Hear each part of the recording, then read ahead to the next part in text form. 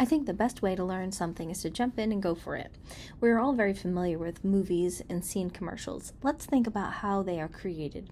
A storyboard is the first part. It's a visual representation of how a story will play out scene by scene.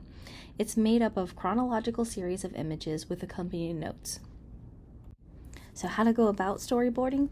Storyboarding is really a visual 2D way to think about our video before you start filming. So why storyboard? So that you can think about what you might have to collect, what lighting you might need, what props, and all the different pieces and elements that go into your shoot before the shoot starts. This week, your subject matter is due. So think about what you might want to storyboard and create a story of.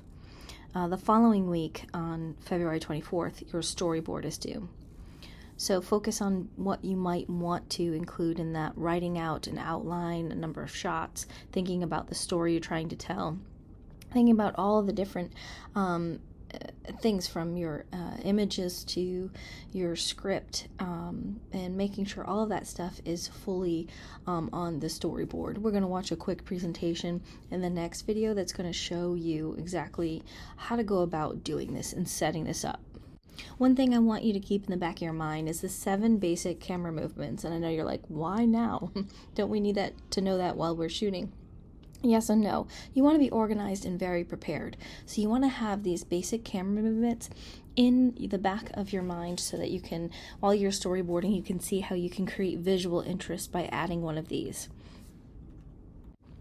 The first of these is zoom, and without a doubt, zooming is the most overused camera movement that there is, but you can use it in a creative way, and you can also add zoom in post by creating a scale keyframe in Adobe Premiere and just going up like a couple of percent. So if you're at 100%, then maybe go to 103 if you want to go pull out. If you want to go in, perhaps going to a 97 or 98 percentage on the scale on your ins and outs for those keyframes.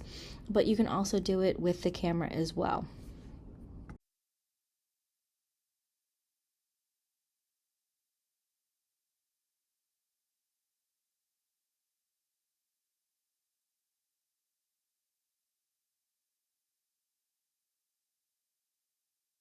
Panning is when you move your camera horizontally, either to the left or to the right, while its base is fixated on a certain point. So I have here what a panning shot looks like. It's great for establishing scenes or shots within your story.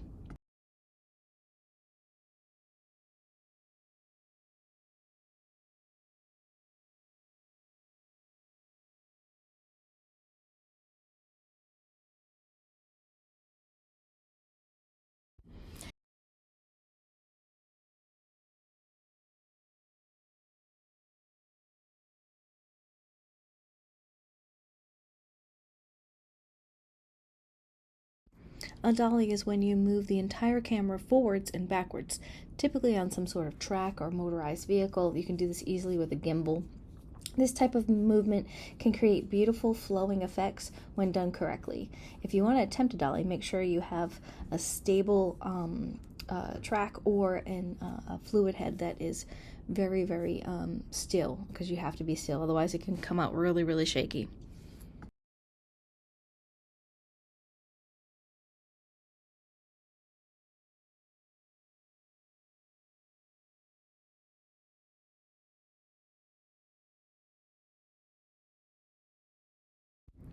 Trucking is very similar to dollying, only you are moving the camera from left to right instead of in and out or back to front.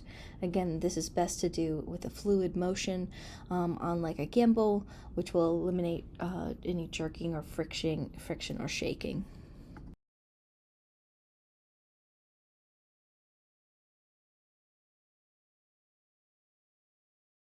A pedestal is when you move the camera vertically up or down while it's fixated in one location. This term came from the use of studio cameras when the operators would have to adjust the pedestal that the camera sat on to compensate for height of the subject. A pedestal move is easy to do when the camera is fixated to an adjustable tripod or a gimbal.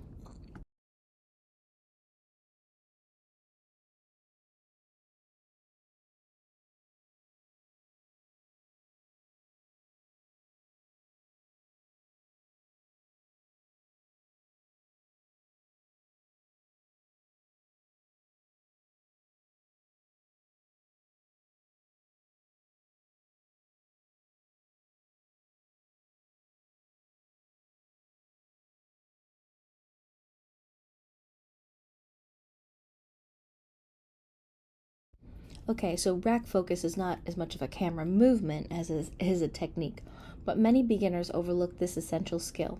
You adjust the lens to start an image blurry and then shift the focus to make it crisper, or vice versa. This is an extremely effective way for you to change your audience's focus from one subject to another. Well, that's all I have for now, but I think you've got plenty to work on with your storyboards. And as always, I'm here if you have any questions.